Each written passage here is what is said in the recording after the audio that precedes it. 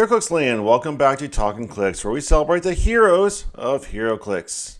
I'm your host, Wespool. With me is my work wife, Scott the Missing Link. Hi guys. And we got a special guest for you tonight. Who is our special guest? Jose De Leon. How you guys doing? Hello, Jose. Welcome to Happy to Talkn be here. Clix. So, Right. the question on America's mind is, if you were famous for HeroClix and people were going to conventions having you sign a HeroClix, what would be the figure you'd want them to bring to you to sign that represents you as a person? That's a good one. I'll tell you what. The very first HeroClix that I ever saw was a Shield of Captain America.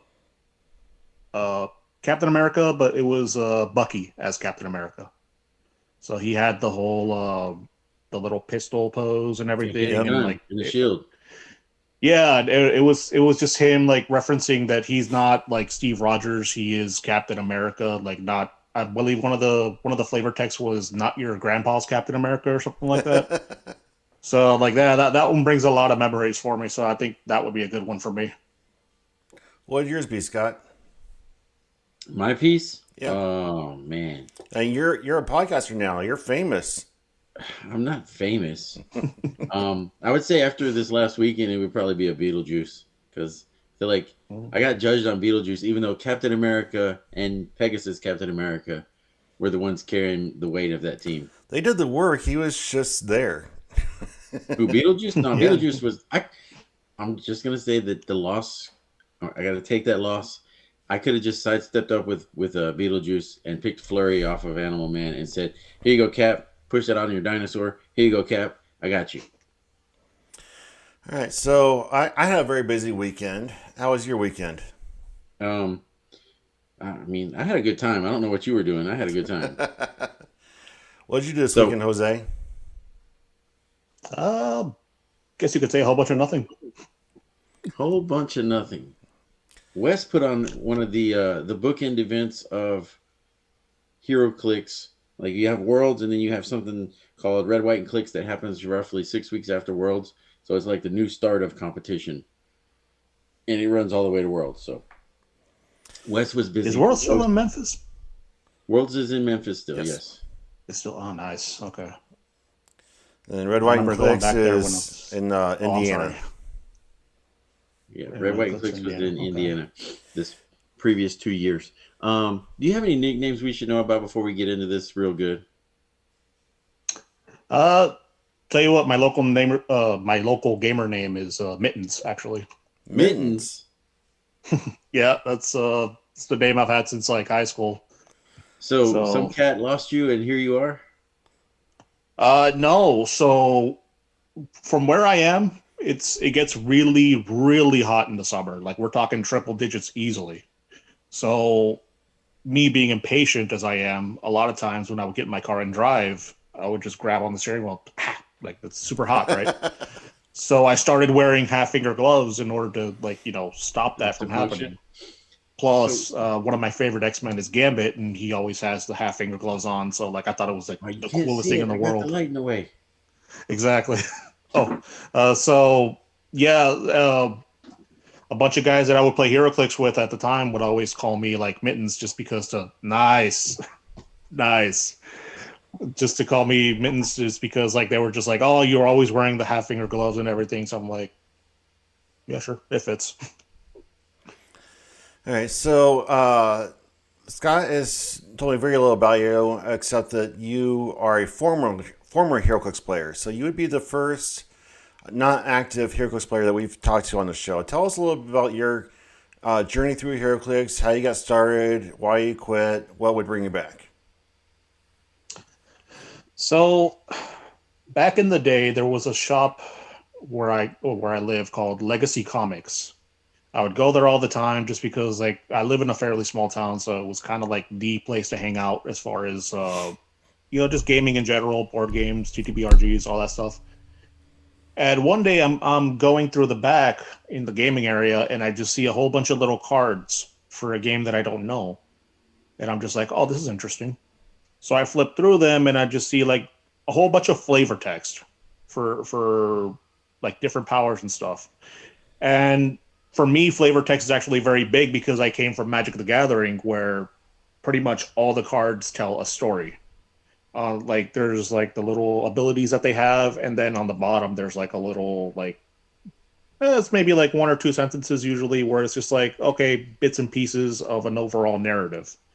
And I kind of got the same vibe from HeroClix because at the time they had the whole here's the power, and then here's like a little funny little reference that references the character and why they have that power.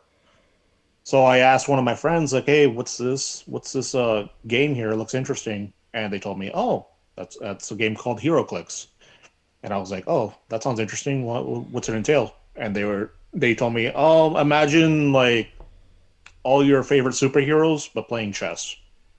And I was like, "Oh, wow, okay, And then sounds it's not right complicated." because it's not chess.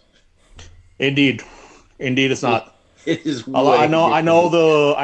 the meme is oh, it's like chess with superpowers. But once I got No, into it, I was like, this is not chess at all. this is chess with superpowers on crack in an alternate dimension.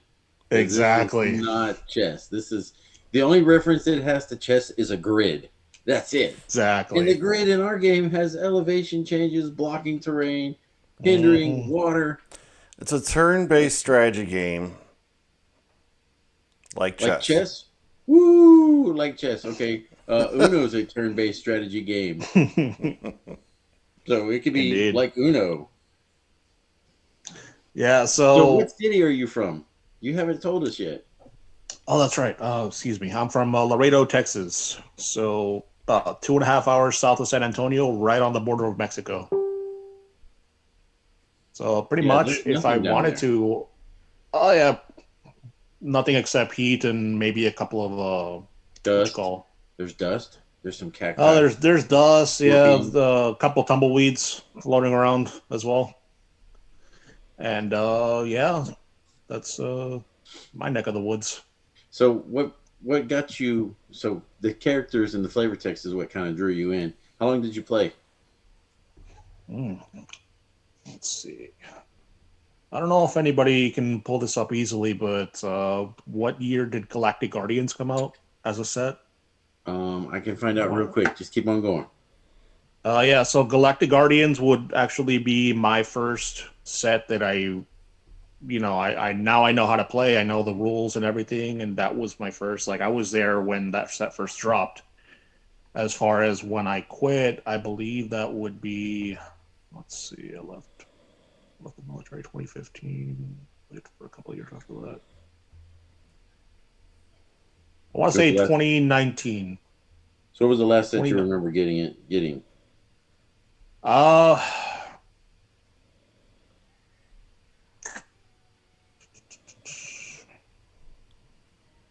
and that's a good question. It was. I want to say it wasn't Harley Quinn and the Gotham Girls. It was like the one that came after that. I mean, I got them all over here. I just don't have the years wrote on there. I'm gonna have to write the years on these things so we can just look at it and be like, oh, Galactic Guardians was right here. All right, Galactic Guardians was April of 2012, Wow. Okay. and So then the set 2012 would after probably be my Harley starting Quinn. point.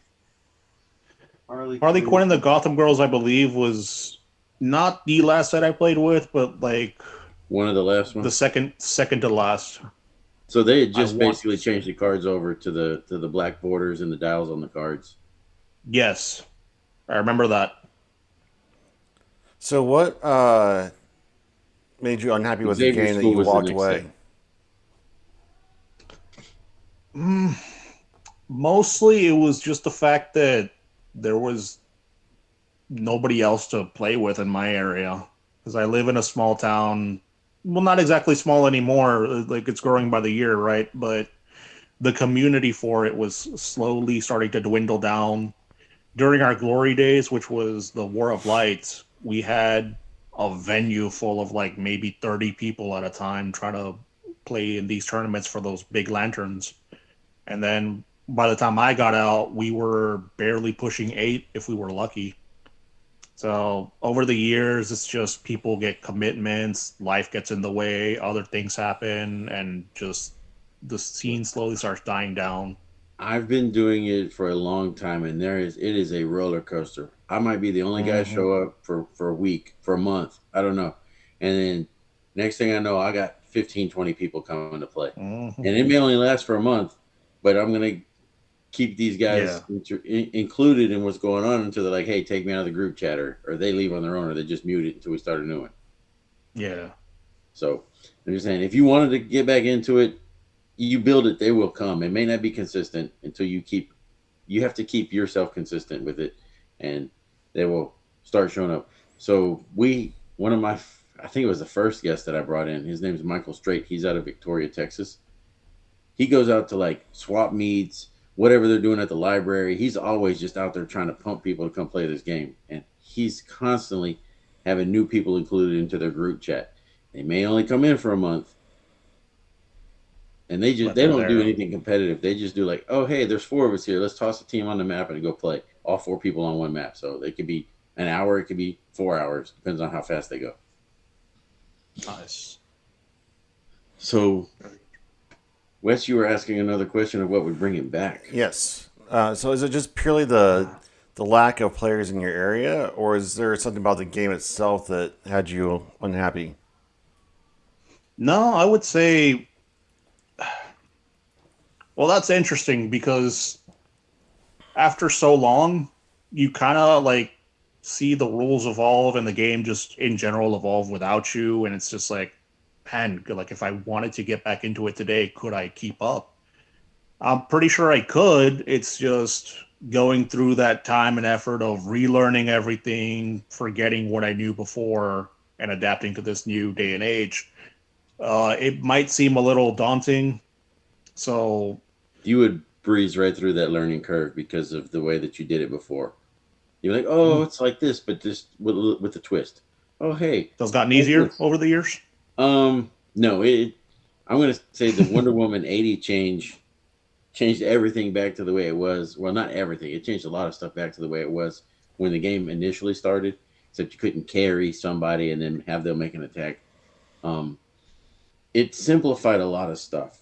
It instead of Okay. making like psychic blast had to be something that you were paying for. Now it's just inherent. You can do psychic blast. The If game you're is doing running side, you faster get now psychic blast. with smaller maps, and you can auto equip things at the beginning of the game. Oh, really? There's fewer steps involved in getting to the actual meat and potatoes of the game. So when you first started, everything ended in like twos, threes, sevens, sixes. The point values were weird, and then around Harley Hmm. Quinn, they started saying fives and zeros at the end. So team building is Yeah. still at fives and zeros, and it makes it a lot easier to build. Oh, And the yeah. dials are So on the much cards easier. instead of having to memorize all the stuff. But I don't know. To me, it's easier, but it can be harder at the same time.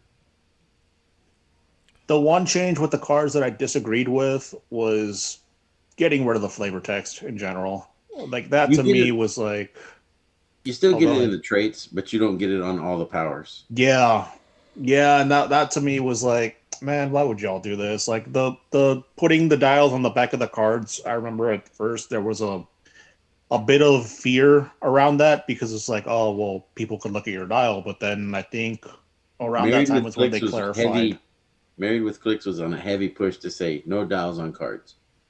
And then Yeah, I the remember community was something like, like "Oh, that. no dials on cards, no dials on cards," because they were going to do it before uh, the Spider-Man set, Superior Foes of Spider-Man, as far as I understood. And they pushed it back for roughly a year, and then they did it anyway. I mean, it's Wizkids; they're going to do what they want to do. It's their game, right? Yeah, so So I remember that being a huge thing, and around that time is when the flavor card or the flavor text on the powers themselves actually went away, and that kind of made me sad because I was like, man, that's like the one thing that brought me into this, and it was always fun to see like how the characters themselves would describe their powers. Now that's gone away, and it just seems a little bit more. I guess you could say less personality, more streamlined. I Well, mean, yeah, it is a little more streamlined, the but funny thing is that yes, there's less flavor text as far as like for each individual power, but every character almost has some kind of trait or special ability, and more, there's multiple on each card. So you're still getting lots of flavor text with each figure. It's just not with every single power, which I think also Yeah. makes it better as far as like the little flavor text you get means more now. It's funnier. I mean, I I could get see it both that. ways. I got it both ways. I mean, I love the okay, can't say I love it. The flavor text for the barbecue Deadpool, love it. The figure itself, meh. Barbecue Deadpool. He's a Deadpool saying "kill the cook." He's holding a weenie. He's got a chef hat on, an apron on, and Of course he is. he's got a trait. It's a special power on his attack that says he needs something about the tong to tong. Pass me the tong to tong tong tongs, and we know that's the thong song. Of course, it's the only Deadpool I don't have within reach. I have like a whole wall of Deadpool right here, and that's the only one that's not up there. Oh Where is man, he? he was one of my favorites for sure. For some reason, WizKids likes making Deadpool, but they don't like making him good. Do they now? That could be said about a lot of pieces. Yeah. Like Gambit out of this newest set. Is he good? He really makes Rogue good. He makes Wolverine Chase good. But on his own, Okay, so on our last episode we recorded, we did a little mini set review based on Team Sealed, and you had said that you liked the shirtless Gambit with the little the pig. the pig card. Yeah. Yes. Did you get a chance to play that figure in over the weekend, and did you change your mind about him? No, because we were not allowed to use the alternate cards in Team Sealed. Oh, that's true. So, and no, we didn't pull it. So I don't think I own it unless I traded Kenny Minks for it.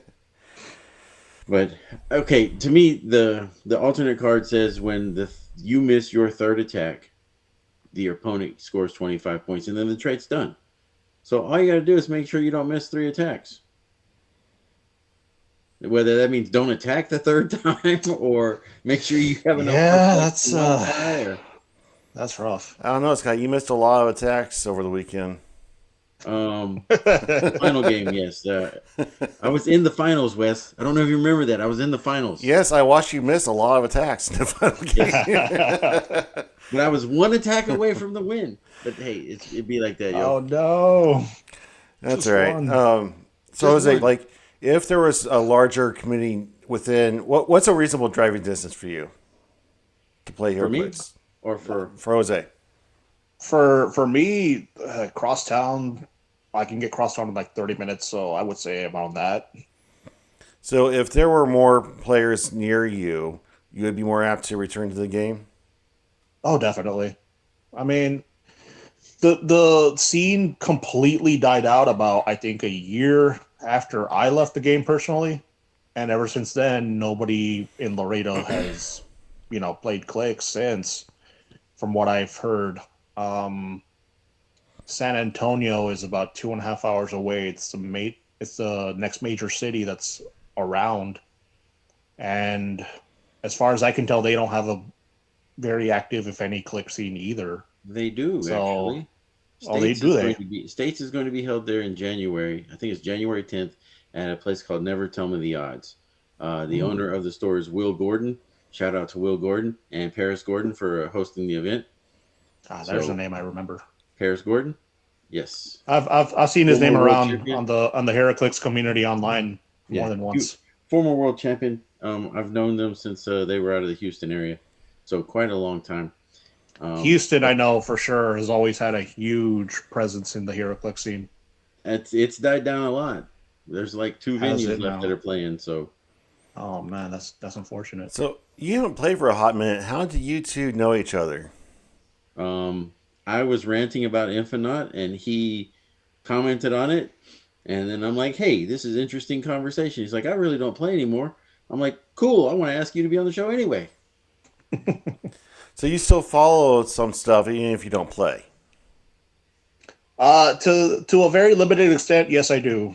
So to elaborate on his story a little bit, I was scrolling on Facebook one day and I just randomly come across a group page that was for Heroclix rules, questions, and all that stuff. I think it was just a Facebook algorithm doing its thing.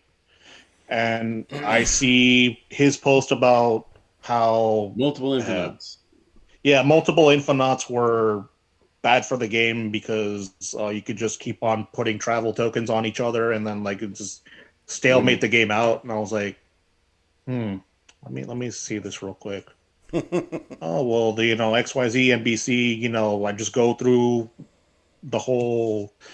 I don't know. For a brief moment, the competitive HeroClix player in me was like, "Oh wait, I could see why he might think this, but no, this works this way, this works this way." And then I didn't want to join the group again for the sake of like just Right. commenting on that post. But I sent them a message and I was like, "Hey man, I think this Think works you're this wrong. way, and Quick it's not as bad as fans. you think it is, but it is pretty bad."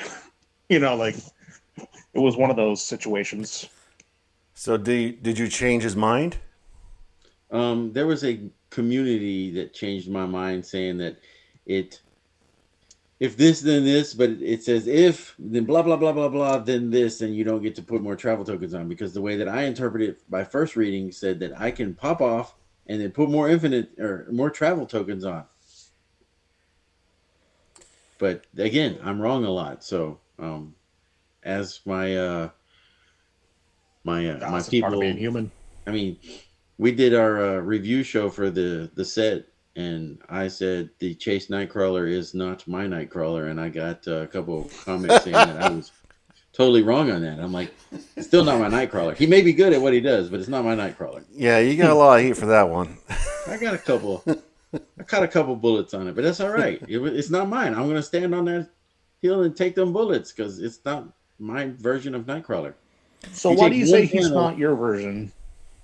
If you take one scene out of a show or one panel out of a comic book and say this is going to be what this character is and this is how awesome this character can be, yes, he can be that way. But throughout the entire storyline that we have of Nightcrawler, is he three sword wielding, teleporting around, just stabbing friends of humanity all over the place? Ah, I see. Okay. It was a Yeah, That's it no. not was a Nightcrawler. Nightcrawler's a definitive. No, pacifist. yeah. It was a definitive scene in the show that the set was based on. It's basing an entire set off of one season of one show, and that was a pivotal scene that defined the character. So I No, definitely see where they get it. I can see how they get it, but it's like saying, okay, I don't know if you played or if you even know who Carnage Silver Surfer is, Jose. Carnage, Silver Surfer. I'm aware of Carnage and Silver Surfer, just not the There two was together. one scene in one comic where Silver Surfer had a Carnage suit. Oh, okay. And Yeah. in the game of HeroClix, Wes would know, was Carnage Silver Surfer any good? It was disgusting. It was disgusting. He was 50 points. They did all the Carnage pieces that had whatever character with Carnage symbiote on it. They all had a big dial and then they all had a low dial. The low dial usually had 4 clicks. Carnage Silver Surfer had 6 clicks, and he would heal a ton. And then you would run multiples of this Carnage Silver Surfer. And I'm like, it's one panel. How can we say he does this? This Nightcrawler in this one book or this one show was there for 15 seconds with swords. How can we say he is this when everything else that we get in his media is a pacifist most of the time until he's like the swashbuckling Nightcrawler? But Yeah. he is a pacifist helping people. Okay, The you're alternate part is the using Nightcrawler. logic when we're talking about characters that fly and bend metal and bulletproof. Like No, look, if logic I only want to goes use so logic, far. I have so many more debates if we're just going logic. Like, how can a bow and arrow travel farther than a bullet? Why does Hawkeye Well, have better range than a shield sniper? to be Or fair, I shield think the better argument against that would be, for example, all of the iconics that have come out over the years. The big one being Wolverine on the bed, pining over Jane and stuff. I'm just like, we all know Wolverine is 9 times out of 10. That's not who he is. Like, he's this guy who's like he just gets angry and like just starts slashing everything, right? Like, when have we ever seen him acting like that? in that And it's one just like, oh, scene, it's in just that one one moment. cartoon. Exactly. It's just like that one moment needs to be referenced. I think that's what their Wizkids logic is on that. But I mean, I I get mean, don't it, quote but me. I get it, but again, I can't say that is my Nightcrawler. My favorite Nightcrawler, if it's not the alternate card, is going to be the Ben Chung Nightcrawler that would hop around. It would run over there and grab you and bring you back to the team. Yeah, Well, here's the that thing. sounds more like him. So it's probably safe to say there's no character. Well, Wolverine's one of the few characters that have been made more than almost anything else. So to That is say true. if this is not your Wolverine or whatever, okay, well there's 5,000 other ones that might be closer. But this might be somebody else's Wolverine. Yes, it might be somebody's Nightcrawler, but it's not my Nightcrawler. Not Sorry. yours. Okay. That's my argument, is that it's not mine. So, Scott, was there anything that would draw you out of the game? That would make me leave the game. Yeah. Actually, fun little tale. Y'all do know that Heroclix was canceled for like a year, right? Yep. Between Yeah. the Tops and NECA sale. I still played. I started a gaming group at a venue. They already had like 2 or 3 people that would play inside the back room that would be no bigger than a double-sized closet. So the guy working the store would be playing with us, but he had to sit at the table closest to the door to go out in case we had customers. And if you had to get up and go to the bathroom, you had to shift everything around and maybe move the table. Damn. So they moved a couple doors down about a month in, and we had a big play space. So my buddies and I started trying to gear up the game, and we would be giving our LEs or our SRs that we had left over as prizing. So we kept playing even though the game was dead. So no, nothing would stop me from playing. Yeah, I could be priced out as far as buying new product, which I'm in danger of becoming. But I would still play with the product I have, or I would buy secondary cheaper.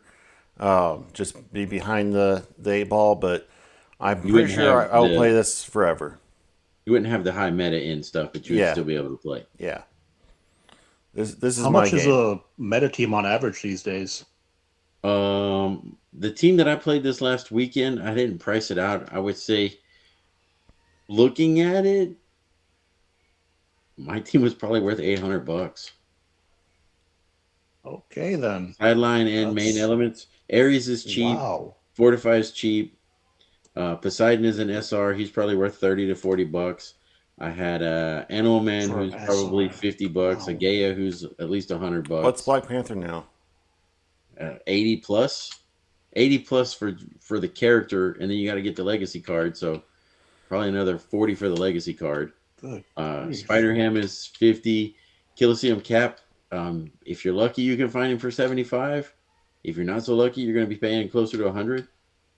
Beetlejuice is 40 40? bucks. Yeah. You didn't really So- have one like super high price figure there though. They were all 80 or less. The Gay was probably the highest point, and she was just a sideline element. Yeah. And would you say that's about average for like I would say mine is kind of a a low price price point? team. you're on the low end then. Wow. 800 maybe a little high. I would say 400 to 550 maybe. But how much of that did you borrow from somebody else? I borrowed 3 figures from other people in the playgroup. I think they're all from the same guy. Former guest of the show, Drew Warren, let me use his Spider Ham, let me use his Gaia, and let me use his Killiseum Cat. Yeah. Yeah, no matter how much I try to only use my figures, I always end up having to borrow at least a few things from somebody else. So, and I think that's across the community. We're very Yeah. everybody shares what they have within their teammates and whatnot. So when you talk about the high price teams, for the most part, unless there's somebody that collects everything and just has to buy Yeah. every single piece, some of it is going to be borrowed from somebody else. So you're not spending $1,000 on a team. You're spending, a couple hundred maybe, but then you're borrowing the rest. Yes. Now, since the tournament, I've already put in a couple of bids on some Captain Americas, so I can make me a little shadow box above my computer here to say that, hey, I did pretty good that day, and or maybe I should not put a shadow box up there because I didn't do what I needed to do. I don't know. Fell short. That's fairly impressive from my point of view because I would say back in my day, uh, average meta team would cost about maybe 350 on the high end Oh no, because everything was kind of like cheaper the back then. Carnage Silver Surfer that we previously discussed, he was Hmm. $200 a figure, and people would run 3 and 5 of them on a team. Well, to be fair, Unbelievable. inflation is just wild everywhere. Like a brick costs around $200 MSRP. You can get it cheaper other places, but yeah, that's why I say I'm in danger of being priced out just because prices have gotten so out of control. All right, I'm going to pitch you an idea. If you could play the game online without actually having to own the figures, would you play? Yes. There is a way to play the game online without So, owning the figures. It's called Roll 20. It Ah. is a free subscription. It is a free subscription. And all you got to do is join some groups, discords, and be like, hey, I'm looking for a game. Roll 20. All the figures are on HC units. You download their images, their dials are there. You put the images on the map on Roll 20, which is a gridded thing made for Dungeons and Dragons that Heroclix Yeah. players basically adopted during COVID so we could keep playing the game. it functions well. It's not as It's not tactile. clicks, but it's clicks ish. Yeah, Yeah. I remember Roll 20 being a thing back in the day when I was still active, where it was like it was a hot new thing and people were still working out the glitches. I never got involved in it back then. It's interesting that you bring it up now because I'm just like, well, the HeroClix community is still using that. That's interesting. That's good to It's know. not like it was during COVID, but you can still find games, especially if people are getting geared up to go to an event. Like States is going to be in the next 6 weeks in Texas, but they're Yeah, doing CCOs and States gear up already. So if you wanted to people get use it as some a games proving in and ground. just practice, you could throw weird stuff out there because people don't know what the meta is. Like this was the first event that was trying to define the meta, and it's still kind of wonky. It's all over the place. Oh, that's good. A And diverse meta is I always don't seen as a healthy sign. I don't like that I played what I played. I felt like Beetlejuice was just kind of a scapegoat. I don't know if you're familiar with what Beetlejuice does. He says no freeze. So you can charge, but you don't get a free close. You can make an attack. It's just a general attack. You're not going to get to use Quake with it. You can run a shot, but you're not going to get to use Energy Explosion with it or something like that. That's costed. You can't use Outwit. You can't use the sidestep powers. You can't use anything that's free. Perplex. So Beetlejuice just kind of throws a blanket on the game that says, hey, we're going to play a little slower, and some people may think it's a little funner. I liked your team. It basically just stopped everything that your opponent, like, it was a nightmare matchup for your opponent. I mean, not always. Abomination didn't care. Zala didn't care. No, but Spot cared. Spot cared a lot, yeah. Coliseum Cap cared. No, Coliseum Cap did not care. I've ran Coliseum Cap. I just didn't use my free flurry. Yeah, neither did he. Yeah, But you planned on not using it. yes, I built around it. That's the difference. I liked your team a lot. I liked how you played it. I liked how you positioned it. And we can break down more if you want, or do it another time. But I liked teams that knock your opponent on their back foot. That's why I'm a big proponent for this new Prime Sinestro we got that says you can't positively modify your combat values. So no close combat expert, no combat reflexes, that kind of stuff. No perplex, because Yeah, so much of the game is built around that. Perplex can still be used to negatively modify. But Yes, yes, Beetlejuice has had a negative thing. And you yourself have said you don't like map wide effects.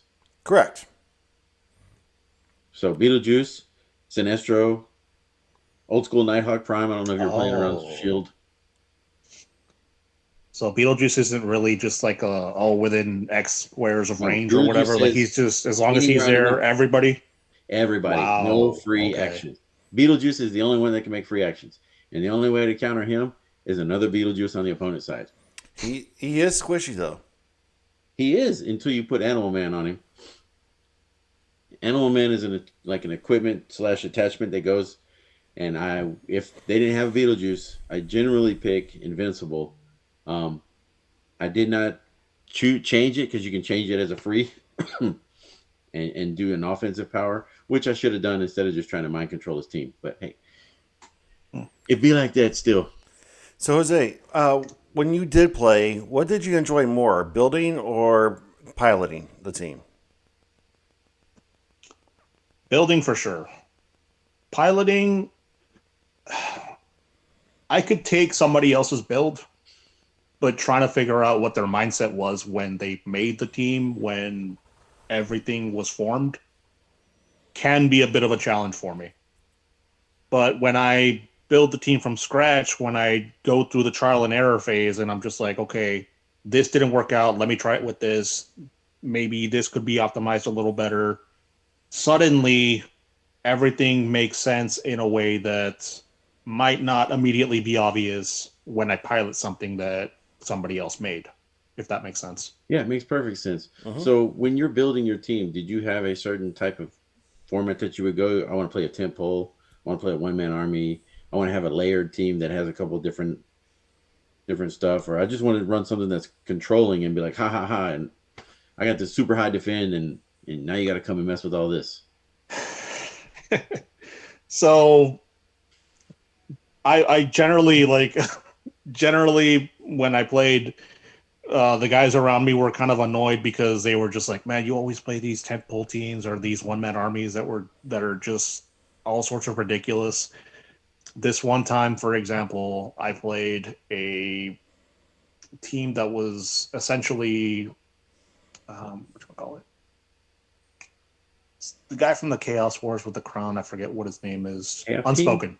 Unspoken. He was Unspoken. gross. He was So so this gross. was a time when team bases had just become a thing, and people were expecting me to play team bases because they're basically one man armies, one man temples, and I was like, "You guys don't see the major glaring weakness with this?" And they were just like, "No, tell us." Okay, cool. So we got into a game. I put Batman's utility belt on Unspoken and just slingshot him out with TK and said, okay, now I'm going to charge. I charged the team base and I slapped the handcuffs on your team base. Are we done here? Yeah, And they're we're just like, done. what do you mean? I'm just like, okay, so Unspoken says you can't do power actions. And the handcuffs that I just slapped on you say you can't make any actions except power actions to try to break free from the handcuffs. So unless I critical miss 1, 2, 3, 4 times, you're locked out of the game. That's the kind of stuff that I was known for, and it would just That's annoy the heck gross. out of everybody. Yeah, it Look, really that was. that unspoken was gross. You could get him like there was an Uatu that would start X amount of squares away from the edge of the map, and you would just walk up to Uatu, and Uatu could just carry him over there, Yeah, and you'd be like, it, like "Okay, what you gonna do now, bro?" it's little interactions like that that were just like, oh well, I could if there's a quote unquote underhanded way of doing things, you can bet I'll figure it out. So you would One of my love some favorites. Beetlejuice. Oh, I probably would if I was active. I probably would. It sounds like fun. One of my favorites was back in the day when you had starting equipment out. You would have to put it Out of the five map. squares away from the starting area, Yeah. and then on your turn you would have to try to pick it up or whatever, right? One of my favorite tactics at the time, I was playing a monster theme team. I forget who the big guy was, but I had one big guy and I had like several other little support monsters. And X-Men IDs were a thing. So what I would do is I would have the frontline guy take a power action, call in Cyclops. Cyclops would move out and blast your just Whatever whatever equipment equipment they you had had. on. Yeah, just like a combat action to just destroy it. And Oh, now suddenly I give up 5 points, but I'm ahead for however many points your equipment cost. Usually it would be about like 15. I would And use I a would just stand Loki there and be drone. like, I had a local demo Man. team that I would take out there and just be like, "Oh, hey, I'm going to come out here and I'm going to turn that equipment that you have into a mindless one." So, Oh haha, boy. have fun. Thanks for the points. Yeah, and it was just interactions like that. I remember when I did it the first time in an actual like tournament setting that was out of town. My opponent just looked at me and like he just calls over a judge and he was like, "Judge." The judge comes over and he's like, "Well, what's going on here?" And like he explains the situation and he was like, "No, yeah, that's perfectly legal." And he was like, "I haven't even had a chance to do anything." Well, too bad. Nope. I'm like, that's the It's not game. in your starting area. You can get it. Yeah. And like it was just things like that were just like if there's a way to cheese the game, so to speak, like I kind of considered it a personal challenge to like figure out a way to You got to figure like out how to break it and then figure out how to break the brokenness. That way it exactly. can't be done to you. Very well put. So, what hobby kind of replaced here that hole that Heroclix left in your heart when you left the game? I went back to Magic the Gathering for a long time. Oh, Yeah. Sorry guys, but So you had to give that up was being a like the civilized HeroClix player to an unshowered Magic player. uh well, at least in my neck of the woods, the unshowereds are not the MPG players. You're looking at Yu-Gi-Oh for that. Okay, okay. The amount of horror stories I could tell you about the Yu-Gi-Oh players, my god. uh, But yeah, so I was there doing that for a long time. I've recently just retired from competitive Magic, and now I just kind of play Commander every once in a while with the people that I still, played with around that time. That community is still active, thankfully. I don't see them going under for a long time because, one player leaves, eventually two more take his spot. Yep. So, yeah, we thankfully we've got a good community going there. Now that I'm retired from that one, I mean, if if the community for HeroClix came back, I would love to come back into HeroClix. Uh, It takes time to build it, but it can be done. excuse me. I know that Heroclix isn't in its golden age like it was during War of Light, but Oh my I will god. say last year was the first year of my event, Red, White, and Clicks, and we had a lot of brand new competitive players that had never been to an event before. They didn't know how battle royales worked or anything. They didn't know the tournament rules. They wanted to play HeroClix and they were new to the game. This year, I had I want to say close to a dozen. Had never been to an event before. Players that are hooked now, and there's a local venue that stopped playing HeroClix about 4 years ago. I know because I bought their overstock, and they just contacted me just a couple days ago and said, "Hey, we want to be a part of your event again, and we're starting to sell HeroClix again." So it's growing back. It's Yeah. it's not on life support like it was. It's not in its heyday, but it is a blossoming flower of nerdism. That's always good to hear. It's always good to hear.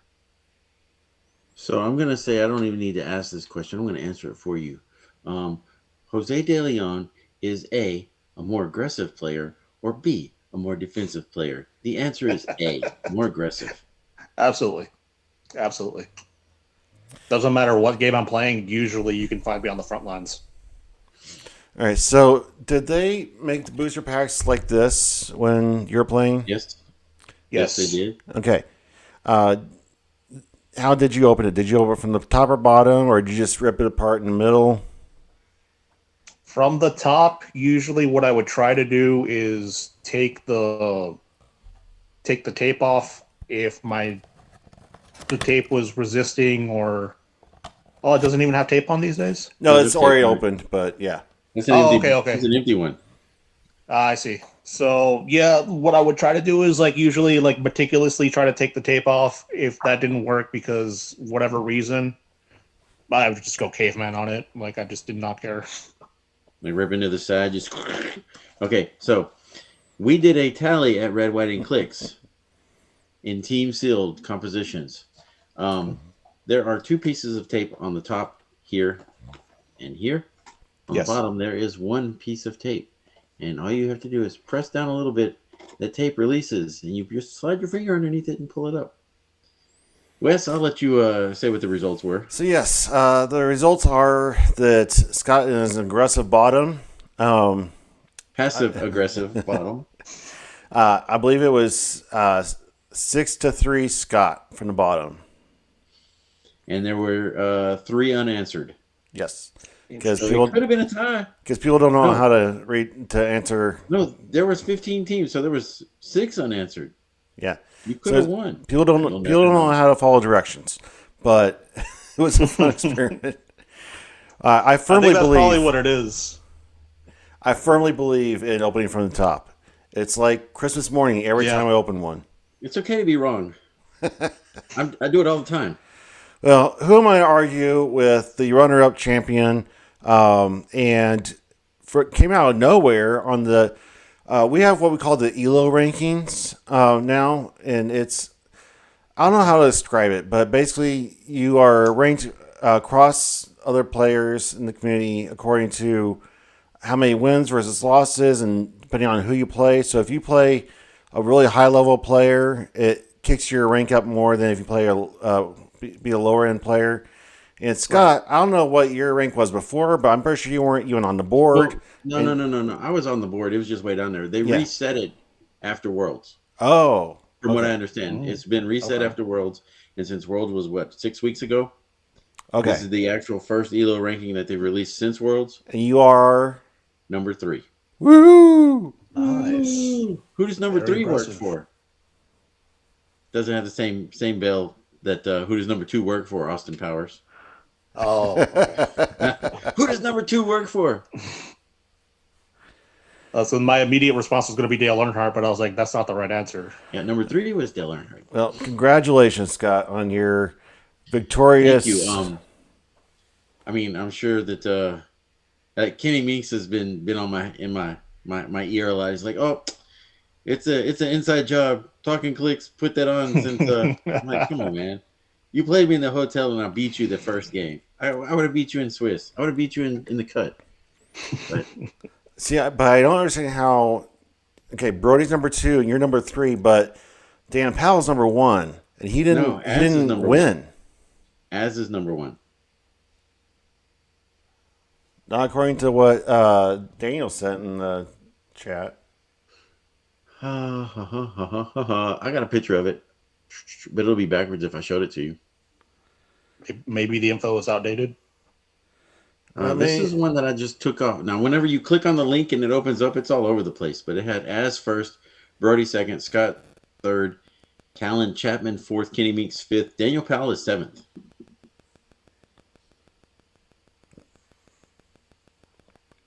Let's see here. It shows here. Where did he post it? He's talking about the lifetime. He's going to be way up ELO down rankings 11/19/2025. Azure Strike. Oh, I thought it was Dan. Okay, I only got him for like this week because he's going to be playing something else this coming weekend. I mean, he's going to pass me up. I'm cool. I'm number 3 right now. Highest I ever been. Well, congratulations. I'm nowhere on the board. I'm. Well, I mean, you didn't play anything this weekend except for Team Sealed, and we did have a head-to-head matchup. Yes. You spanked me very hard. You were distracted, so I don't count it as a win. You got beat up before the game even started, and you built wrong with Professor X. No, I still... Forge. I'm just going to say Forge is still terrible. No, Forge is great. He's my MVP. Let's ask the guy who doesn't really know. If you have a 4-click character for 30 points who has an outwit and toughness, and he says he can gain mystics and you can't probability control anyone on his team, to get this super secret special power, you're going to give up a giant Pog that has a charge of 8, an 11 attack with poison, an 18 defense, that's what, invincible, impervious, and a perplex with 4 damage. Is that 30-point figure good. It's one click. It's one click for the Pog. If you can hit it. Am I understanding this correctly in the sense that if the Pog gets KO'd, you scored 30 points? No. The No. Pog, you give your opponent the Pog. You get to have your little 4-point click guy Oh, with okay, outwit okay. that you can't prob, and Uh-huh. he's got toughness and a 10 attack with pulse wave or something. I don't know. Or you get the Pog. He's giving your opponent a Pog that has like great size. So he's a giant. So whenever he rolls a willpower, it's a +2 to the willpower roll. He's got brown on defense, brown on attack, brown on damage. So he's got perplex, poison, and impervious, and charge. Does Hypersonic, I great think. size still make the figure easier to target? Yes, it does Yes. make him easier to target. But what's Forge's range? 3? And these powers, they still have a minimum of 6 whenever you 4. do the outwit, the perplex, and all that stuff? They're 4 Oh, unless they changed the minimum range to 4 these the days? minimum range is a 4. Yeah, Okay. so the Pog has no range, but flight, charge of 8, 11 attack with poison, 18 impervious, 3 damage with perplex, and great size. So you're giving it to me for free. You're giving me a taxi. You're giving me a free perplex. You're giving me this guy that has phenomenal willpower. You're giving me a poison piece. And you're giving me a guy who's got 18 impervious defense. So you can have mystics and protected probability control. I see the wheels I'd say turning. yes. You say yes? You like giving the Pog away? I would say yes, simply because the great size does it for me. So if I have a team that's fairly able to just snipe them off the board, and now you don't have that anymore, but I still keep the powers that Your were mystic granted and your from the protected Pog, probability control. It's not just for him. I He would gives say that's a everybody. good trade. He gives everybody on the team protected prop. Okay, how about in a sealed set? We were playing sealed, where Ooh, there's okay, that's roughly different. 5 or 6 probability control pieces. So odds are, in a sealed, That's different. That then I would say no. Okay, thank you. but in this set, there's almost no invincibility. So that Mystic's damage is going to do damage to anybody who tries to attack you. One click. On the same logic, though, since there's no invincibility, that means that his poison would affect you as well. No. No, Potentially, I mean, there's still toughness, impervious, yeah. and invulnerability. But Mystics is But the poison is penetrating. not poison's not penetrating anymore. No, no, it's just 1 damage. Ah, see, just okay, one yeah, damage. see, there you go. That the me showing my dinosaur side. Um, that's interesting. I think it's a good trade. I don't say it's good in Okay, every instance, but in this if my environment, opponent has multiple sources of probability control, I would really consider it. If my opponent has one source of probability control, I'm not giving up that Pog. I'm not giving you an 11 attack for 4 damage. Now, is this a optional thing? Like, does he have to do it at the no, beginning it's of the Yes. game, optional. or is it just like I can give this to you, but then I get this in return, and I can Yes, choose not to do it if I think. Yes, yes. it's optional. You can choose to do it. Okay, It's only at the beginning of the game, though. I see. But frankly, I don't That think Forge is that good is. without it. I don't think Forge is that good with it. I think it would most at that point it would mostly depend on how good your range combat is. To be honest with you, That's like a how good point. quickly can you get it off the board? I mean, I can see that. But I can also see my last ditch effort here to say that the Pog is not good to give to your opponent. I have to take an action to kill the Pog. I have Well, to take the time to set up and then an action and an Hmm. attack roll to kill this Pog. I will say, Scott, that you have proven yourself to be the better player this weekend, and you mopped the floor with the entire field. So I will concede that you probably had the better plan. It's not my play style, but who am I to argue with the better Okay. player?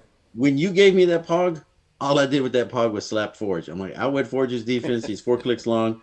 Bam. I'll kill the Pog to kill the Forge. You gave me a Pog for 30 points, and then you died. And I killed the Pog. Could have played it totally different. Could have just said, hey, Professor X, let me just come outwit you off that 19 defend. Yeah, you taught me a lesson, and then the next game I mind controlled the Pog to slap around my opponent's pieces. There you go. Viable. Very viable in that aspect. That sounds like it's the reason why you don't believe that Pog is a good thing to give to your opponent's forces, right? I mean, if I have a mind control team that can outrange what their setup is, then yeah, I'll totally mind control. I'll give you the Pog to mind control is to slap you around with the piece that I gave you. Yes, that sounds great. So, good job, Wes, making it happen. Well, it was a fun game regardless. So Jose, what's your day job? What do you do for a living? These days I take care of. I have side hustles really. So something you probably didn't. Crunching so he can go break some legs here. This little thing.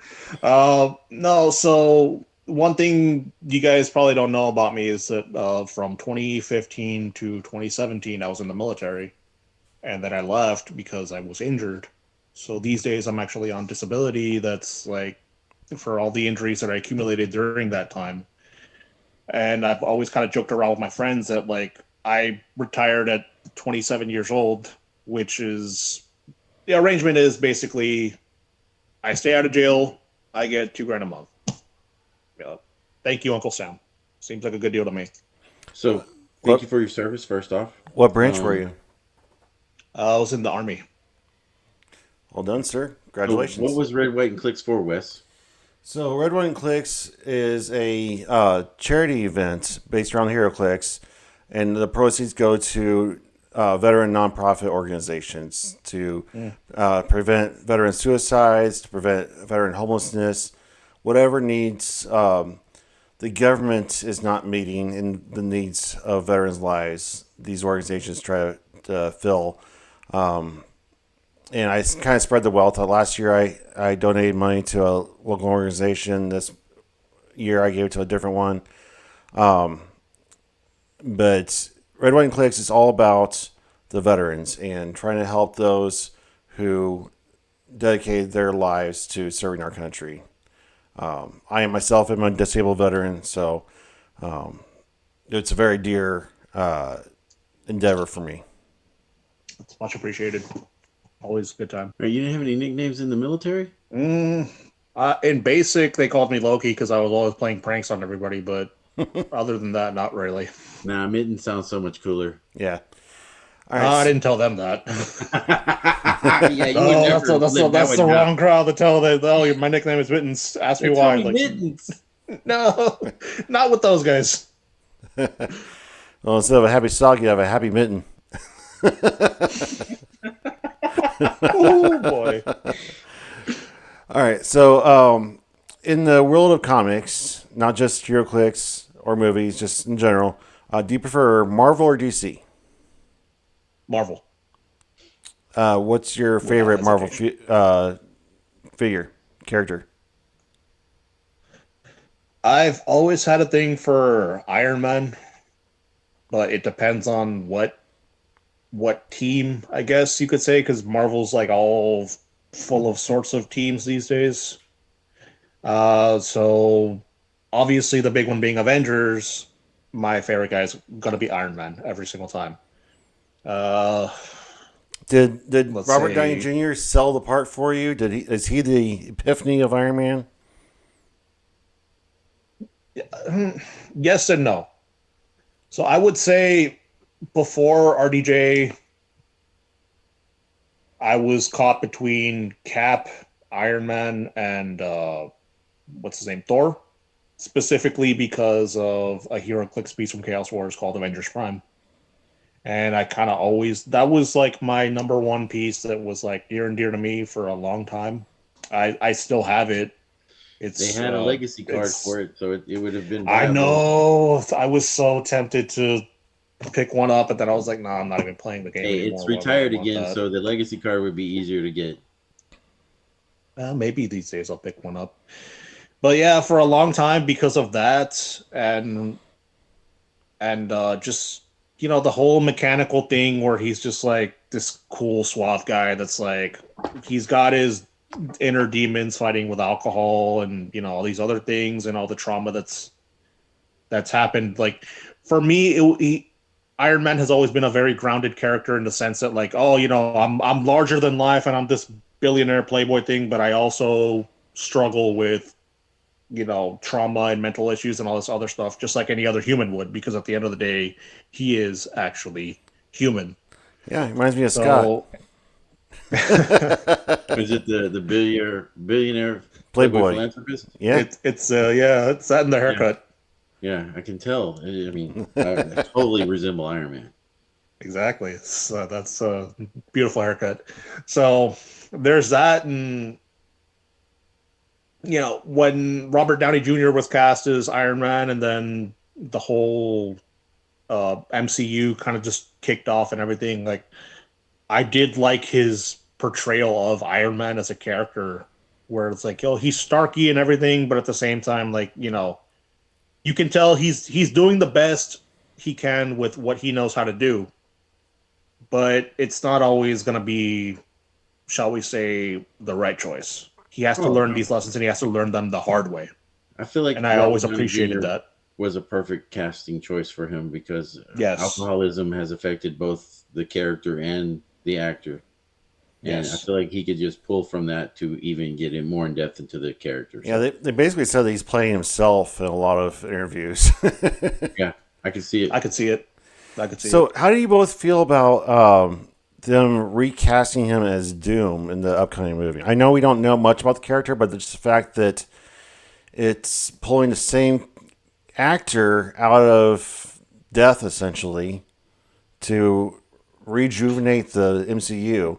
Do you think that's going to hurt or help the franchise? Go ahead, Jose. I want to be cautiously optimistic about it. The reason being,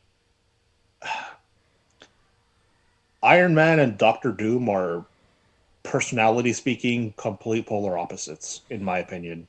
Mm-hmm. Doom has always been this very serious, I am better than you and I know it kind of guy. And Iron Man's always kind of been like, oh yeah, I'm better than you and I'll flaunt it. But, we've seen the struggles that have shaped Iron Man affect him. And we don't really see that with Doctor Doom because Doctor Doom at all times has to be like the I am superior in every way kind of person.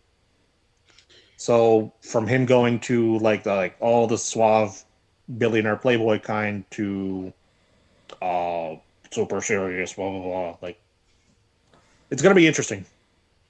For sure it's gonna be interesting. Personally, I probably wouldn't have made that choice. I probably would have gotten somebody else to do it.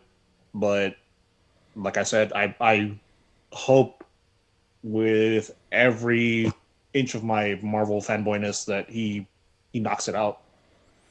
I have no doubt he'll knock it out. I don't necessarily like the fact that they went away from Kang. I understand the man had some outside of or real life issues potentially popping up on him to take him out of the role for Kang. Um, I feel like changing the story to go to Doom instead of Kang hurts the story. I mean, Who's to say that? they replaced Who's the Rhodey and nobody blinked an eye. It was like movie one. I blinked an eye. I'm like, that's not Rhodey, but the guy who took over the Rhodey position did a phenomenal job. Mm-hmm. That is true. So whoever the actor was that played Kang, they could have just said that that guy was not an original Kang. He's just an alternate dimension Kang. They could have had Yeah. another guy step in and take it over Mm-hmm. with an easier way to manipulate the story than switching it to Doom, from my perspective. Again, I don't work for Marvel. I don't work for the MCU. I don't work for Disney. I don't work for none of those people. I work for a little pipeline company, I will and they don't say ask though me my that opinion. uh, Doom is one of the better known and more beloved villains in the Marvel universe. So it's a safer bet to go with him versus Kang, who's lesser known. Yeah, I It can see that he's more known and you could pull off of it, but then you also have the ability to flop more off of it. Yeah, I just feel like they they see the writing on the wall that since Endgame, it's just been. I mean, it's had some ups and downs, but it's been more downs and ups. And they're pulling back Chris Evans or pulling back Robert Downey Jr. They're trying to get that. They're trying to recreate the magic that the original cast had together, but in different roles. I don't. It could work out well. Could flop. I don't know. I just feel like they're trying too hard at this point. But Kevin Feige is also a genius, so who knows? In my opinion, the big thing that they're lacking is uh, familiar faces that were already established. Since we're moving into, I guess, what you consider the B team territory after Endgame, what you might want to consider is bringing back the A-listers, but not telling their story. Make them a cameo in the B team story. Like maybe just like a little flash of like, oh look, here's Thor flying around, and he maybe helps us out for one mission, and then he goes away. That way, we still get the nostalgia vein hit of the guys that we knew before, while establishing the lore of the other guys that you're trying to tell now, and that you want us to get invested in, so We we get can it. still have that bits and pieces right there. We get a true passing of the baton Exactly. instead of just a story aspect of trying to pass the baton, but you don't Yeah. see it happening. So, one last question before we move on. Being that you've been at Heroclix for a while and Scott forced you to do this podcast with us, have we sold you on returning to the game? On a scale of 1 to 5, how likely are you to buy a booster and get back into the game again? 5 being you're picking one up tonight, 1 being never again. I think he's going to be on a 2 because he has availability issues, and I think the fact. Okay, I'm not going to say he's jumping back into the game. This is what my question would be to twist on that one. What is the probability 1 through 5, or your ranking 1 through 5, that you'll follow more HeroClix content? Follow more. Follow the How? content, or get into a HeroClix group chat to just Hmm. keep up with it a little more. I'm still saying it's a 2. I'm saying he's not sold yet, and that's fine. I'll say a 3. Yes. I'll say a 3. The reason why is I'll take it. I when I left under the understanding that it's like, okay, cool, I'm gonna focus on other things. I'm gonna stop thinking about this so much. And now it's it's not like I ever completely went Unplugged. cold turkey, so to speak. Like I still was part of Facebook groups that were all about HeroClix. I'm still a part of like the Smack Talk one that was popular way back in the day.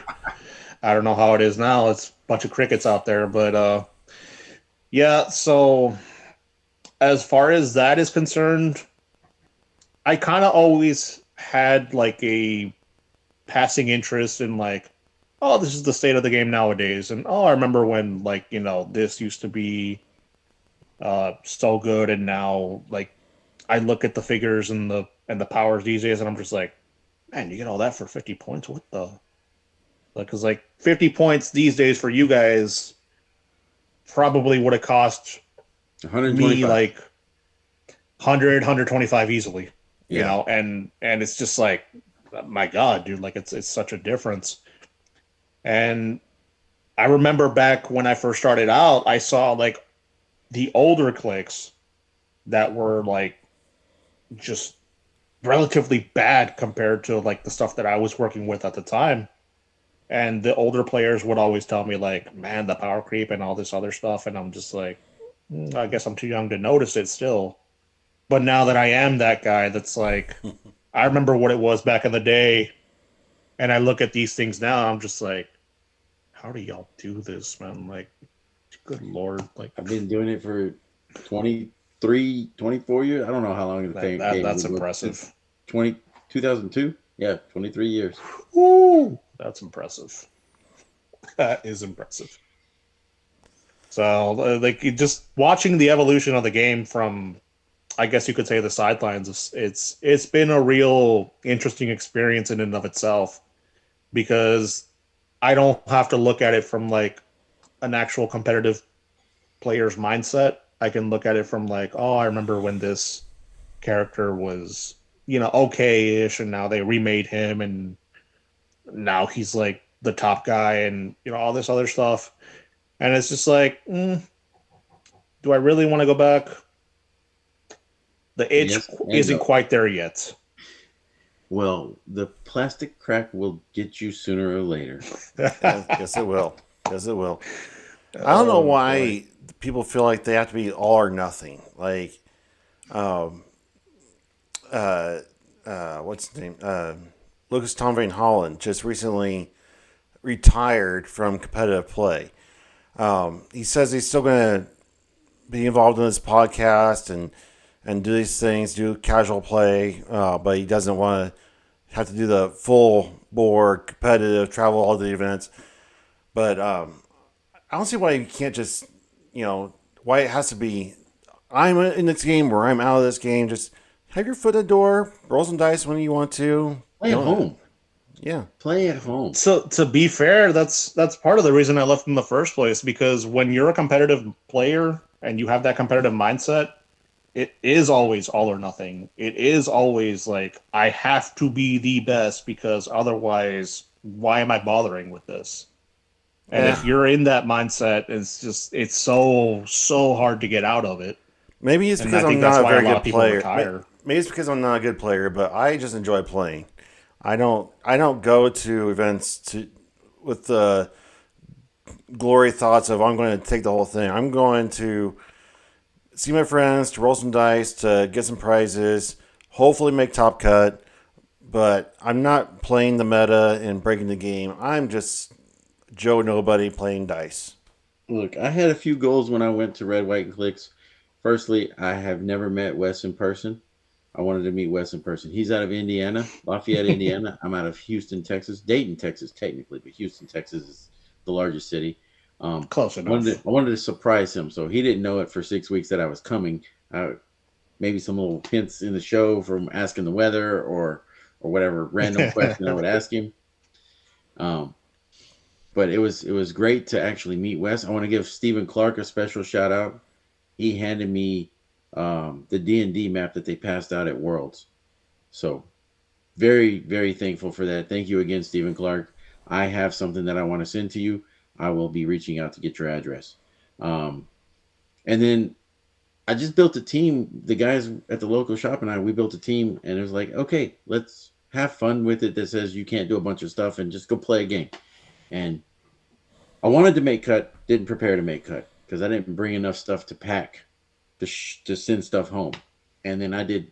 It just kept going, and I was having a great time. So to all my opponents, to everyone there, thank you for the experience. Thank you for the time. I'm sorry if my first round of the cut may have aggravated anybody because my opponent and I laughed more than we played. Well, the pricing that you won is on its way. I shipped out two large case size Wizkids boxes out for you today, so it'll be home to you soon. That is how much pricing that Scott won, was two giant boxes of stuff that you can carry on the plane with him. That's Yeah, impressive.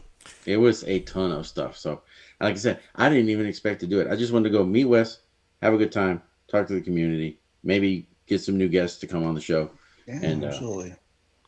it was great. Yeah, it was a great surprise. I was it's early morning, Saturday morning, and I'm dealing with internet problems, and 10 people are asking me questions at the same time, and out of the corner of my eye, I see this green haired dude walk in. I'm like, no. And Is that Doc Samson? he told me his Yeah, wife yeah. wouldn't let him come, so I was not expecting it. So that was a huge surprise. I was very happy. But yeah, it was a good time. I want to do more of a thorough breakdown at a later date when we. We got a roundtable Yeah, scheduled, so yeah. we'll break it down But then. it was a good time, and I'm glad that I got to meet Scott. But it is fun to have these events that shake up things a little bit. Like right now, the modern rotation rotated, and nobody knows what to play, and that's part of the reason I want to do the around Veterans Day. 'Cause it's all about veterans and all that. And it just so happened to work out that it's one of the first major events after Worlds after rotation, and people are like, I don't know what to play. All the good crap left or has No, changed. there was still good crap. Yes, Spirit of Vengeance is still there with the pilots. Good crap. but And you it's don't need to know changed. anything about that, Jose. Spirit of Vengeance, Red Hulk is gross. We're just gonna leave it. He's gross. I'll take your word for it. All right, Mittens. So I hope to see you out there again. I'd love for you to come to an event and I meet you there. But if not, it's great in talking to you. Questionnaire. But here at Talking Clix, we have a tradition called the Clix Questionnaire. So you've been around for a long time. You've been in the game. You've been out of the game. We've been talking to you for over an hour. But the Clix community wants to really know you inside and out. They want to know what makes you click. So I have connected with the ChatGPT. We've developed the foolproof, ironclad questionnaire to get at the heart and the soul of the player, so the community really knows who you are. Are you brave enough to answer these questions? Let's do it. All right. Toilet paper, over or under? Over. Coke, Not that I particularly care either way, but I guess over. Coke or Pepsi? Coke. Does the cleaner that the army uses on the floor have a very specific odor? Yes. You don't smell anywhere else. My wife going up and down the event was held at Natural Gun Armory, and the whole weekend my wife was going, "What is that smell? I feel like I'm going to get cancer from the smell." Well, you and I probably don't notice it because we got used to it in basic. Because my God, we're cleaning everything out there. Oh, But for me it was like anybody else, they're just like, "Hey, yo, what is that?" Like, for me it was like going funny. home. I'm like, "Oh, I feel like home." All right. I remember Wait. that. What is the best sandwich? Woo. You can't beat a grilled cheese. I'm sorry. What kind of cheese? The cheddar. It's like just simple, classic, no muss, no fuss. Yep. Just straight up filling. All right. You're in a time machine going back to your 15-year-old self to tell yourself one thing. What are you going to tell yourself? If you're gonna do it, read your contract carefully. And you and I both know what that means. But Yep. For anybody who's not initiated, it's in reference to joining the military. Because at that time, I wanted to be a Marine, and like I was had delusions of grandeur about like, oh, I'm just gonna get in there, do my best, serve my country, blah blah blah. And I'm just like, I'm 34 years old now, and I'm just like, if I were to talk to my 15-year-old self, if you're gonna do it, I'm not gonna tell you no, but just read your damn contract very carefully. All right. I know you've been out of the game for a few years. Which power matches your personality? Outwit, perplex, or probability control? Probability control, probably. All right. If you were to win a big major tournament, would you rather win by a huge amount with a very underdog team or barely squeak by with the meta defining team? Interesting. I would say I'll say give me the underdog team. Because the underdog team is likely the team that I scrapped together trying to figure things out on my own. I've never been the kind of guy that's like, oh, I want to follow like what others have built. I was always the kind of guy that was like, I want to build something, see it go far, and then have other people follow in that.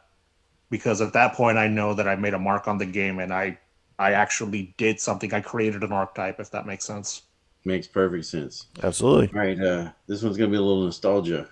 The first click you ever pulled that made you fall in love with the game? Avengers Prime. Easy. And it wasn't even the first chase that I got out of that set, but I went heavily chasing down that specific chase. Because as soon as I saw it previewed, I was like, oh my Century God, that Void has to be mine. The Century Void out of that set is beautiful. Sentry and Void actually was the first chase that I pulled out of that set, and everybody was like surrounding me, saying like, "Hey, I'll trade you for it. I'll trade you for it." Like, do you have Avengers Prime? No. Then Okay, nope. then let me know when you do. It's like, oh my god. But yeah, for me it would be Avengers Prime all day. The secondary choice, and I have to give this guy a shout out. Unicorn Deadpool. Yes, that's my boy. Unicorn Deadpool. All right, so you have 2 dice. You're going to roll until you hit a crit. What's going to pop up first, the crit hit or the crit miss? With my luck, crit miss. No. Super senses or Positive. shape change. Which one do you let your opponent roll? Which one do you Say outwit? again? Super senses or shape change. Which one are you letting your opponent roll, and which one are you outwitting? I let them roll Super Sense, or no, excuse me, Shape Change and outwit Super Sense. All At right. least if you hit Shape Change, I can still change targets and hit something else. If you hit that Super Sense, I'm done. Yep. You roll a And double six, they don't that's get a super annoying. sense roll. That's all I'm saying. You roll a double six, with that crit hit. All right, so when you did play, did you talk to your dice or your figures? And please be honest. No. No? Apart from like maybe like God beep it, what are you doing? You But like suck. yeah, but not anything like as deep as more than that. Like, because I know some people like they'll actually like have full on conversations with their figures and like, just be like, all right, man, we're gonna do this today and this is our game plan and everything. I'm just like, what are you doing? Why All are right, you doing so this? they're gonna make a Heroclix movie about you and your Heroclix career. What actor is playing you? My first question would be why. That would be a terribly boring movie. But mm, It could be a B-rated movie. It's fine. given that it's such a boring movie, I would have to probably say Steven Seagal. Steven Seagal is playing you. All right. Why not? Why not? A B-lister for a B-list movie. All right, we'll skip these couple because they don't really apply. What's the last TV show you binge watched? Mm, does anime count? Does what? Does anime count? Yeah. Yeah, anime counts. You guys are probably gonna laugh, but you know that horse girl game that everyone's playing these days? Nope, not a clue. No. So there's a really popular gotcha horse game, which is basically like, oh, you pull your resources in, you pull a character, and then you train them up or whatever. It's called Uma Musume, and it's all Ubamos. about like these horse girls that are like, running careers, and whenever they win a race, they have to do like an idol concert and all this other stuff. So one day, a bunch of guys at my LGS were playing the game, and I recognized it because I was like, bro, like I've seen so many YouTube ads for this game. It was annoying. And now I see them playing it. And I'm just like, is it any good? And they were just like, oh, yeah, it's basically like almost on the same fun level of Pokemon. That really got my interest. And I was like, oh, okay, let me try it. And then lo and behold, I got hooked on it. And then they told me, oh, you should watch the show. And I'm just like, oh, there's a show about this. And they're like, yeah, it's got 3 seasons. I'm like, oh my God, okay.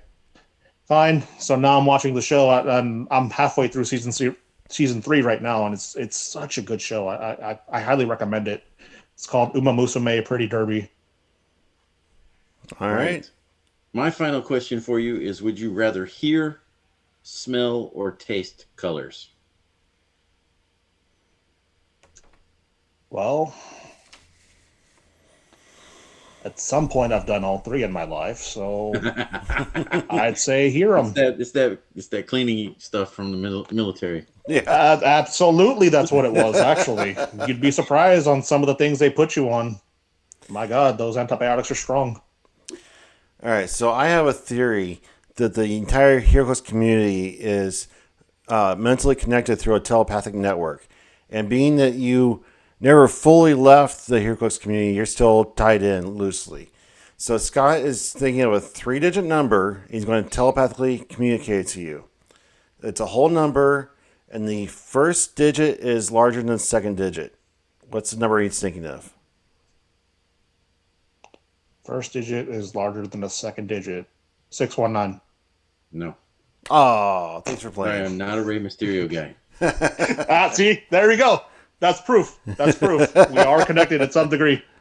Because he knew exactly where my mind went. That's right. Just went in the wrong direction. Ray or Dominic, neither one. No, I mean I like Dominic more than I do Ray, but Oh, yeah, you got to give it to Dom. He's doing such good work these days. he is. He is. All right. Well, that's been the Clix questionnaire. You've survived it. You've fully been known by the Heroclix community. How does it feel? At the end of the day, I would say it's just good to see that the Heroclix community is still thriving, going strong, getting new members every day. Some of the old heads are still hanging out. And, I just hope that all this continues for a very long time, with or without me involved. Because, the memories that you make along the way, trust me, always are going to stay with you. And that applies to anything in life. So, here's to you guys who still remain. Well, you're always welcome back. Once you're in the Clix family, you're always family. Do you gentlemen have any final thoughts for the evening? This whole thing has been just one giant nostalgia trip, and I'm very happy that, at least a little bit of all the knowledge and everything that I accumulated in here is worth something to somebody. You know what I'm saying? Like, it means that all that time I spent was not completely wasted or, in vain. No. So, I'm happy about the work that you guys are doing and, bringing old heads like me back in. So, kudos to you guys for that. Well, thanks for taking the time and actually saying, yeah, sure, I'll try it. Of course. Yeah, I think it's been a pretty good show. My final thought, as always lately, has been Hakuna Matata. I just want to say thank you for coming on and talking to us. I know that when you're not actively involved in it, it can be weird or awkward, but like I said, once you're in the Clix family, you're always Clix family. And I want to say a huge thank you to everybody that came to Red, White, and Clix, participated in Red, White, and Clix, volunteered at Red, White, and Clix. It was donated to Red, White, and Clix. Yes, donated. It was a great showing, and I'm looking forward to seeing how the event grows and matures in the future. I do have some announcements about 2026 that will be coming out shortly, so keep your ears peeled for that. Something else that we did not do was take a vote for fellowship. I don't know if you're going to be doing a staffing and then a player. But so in the comments below, please comment if you are at Red, White, and Clix, who you would like to get the fellowship award. It is named after Major Grover G-Man Smith. He is an invaluable member of my team, and he personifies fellowship in the community. So I only got a couple names dropped. Answer on one of these posts, I will be messaging you directly for a vote. All right. And by the way, for those people that have said me, I am not eligible. I run the event. I appreciate it. You're part of the staff. A couple people mentioned my daughter, which also very appreciated. She did a great job. I am rewarding her with getting her with her own things. So very expensive. But I want this to go to the players. It's a fellowship player event. So You're not going to do stuff. What? You're not going to do stuff like her. Oh, April's got him distracted. She's come to the dungeon. I thought we agreed on it. Okay, well, we'll probably end up doing a staff one also, but I want to know what player defined fellowship for the event. So please comment below. Let me know. But that's it for Talkn Clix tonight. Thank you so much for being here. I enjoyed getting to know you, and I hope to see you out there. And as always, keep on Clixing. Yeah, have a good night. Good night. You guys. Good night, guys. Truth is, I am Iron. Mittens.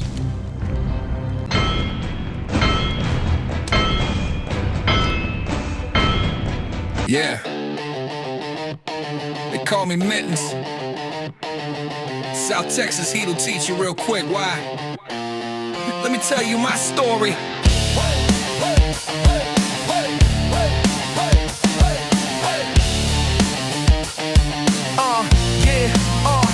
I'm Jose De Leon, but you could call me Mittens. Cause down in South Texas, man, the sun ain't kidding. Steering wheel blazing like a StarTech core. So I glove up, gear up, then I'm out the door. I used to run the Heroclix scene at full speed. One man army mindset, yeah, I led the stampede. Semi-retired now, but don't get it confused. I still keep an ear out for the meta that moves. First got the missing link slip, had to set it back straight. Check the dial, bro, it's legal, I articulate. Hopped on Talkn Clix and I talk like a vet. You never even know that I ain't come back yet. Yeah, I'm Mittens, I'm man hard in my chest. South Texas soldier, yeah, I handle the stress. Tempo player, hit the map, no fear. One man army, bring the fire in here. I'm Mittens, Mittens, feel the heat I bring. Red gold swagger like I'm wearing Stark's ring. Yeah, I love Iron Man, his grit hits home. Armor built from struggle, story cut from stone. Maybe that's why my play style always swung for the crown. Put a tempo on the map, dare them all to come down. The army gave me focus, gave me discipline hard. Taught me how to keep my cool when the battlefield scars. Whether dice rolled hard or the board got wild, I kept calm, kept sharp, kept the soldier style. Even now when I'm chilling, I still feel that spark. Still hear the Clix boards calling every time it gets dark. I ain't playing full time, but the passion ain't gone. I'm just Mittens with momentum and I carry it on. I'm Mittens, Iron Man hard in my chest. South Texas soldier, yeah, I handle the stress. Tempo player, hit the map, no fear. One man army, bring the fire in here. I'm Mittens, Mittens, feel the heat I bring. Red gold swagger like I'm wearing Stark's ring. Yeah, gloves on the wheel, heat melting the air. Triple digits beating down, but I don't care. Iron in my spirit, soldier in my blood. Still stand strong when the pressure hits like a flood. That I'm Mittens, yeah, say it loud, say it twice. South Texas flame with the heart of a device. One man army when I step to the fight. Still shining like Iron Man, lighting up the night. Love Mittens, Mittens, that's the name I own. I'm Jose De Leon, steel mind fire tone. Yeah.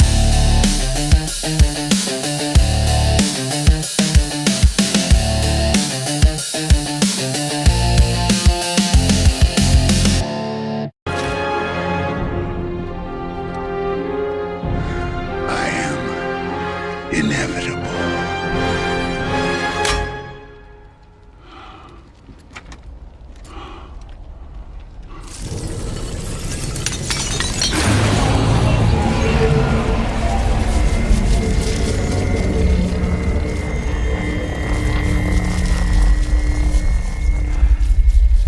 And I am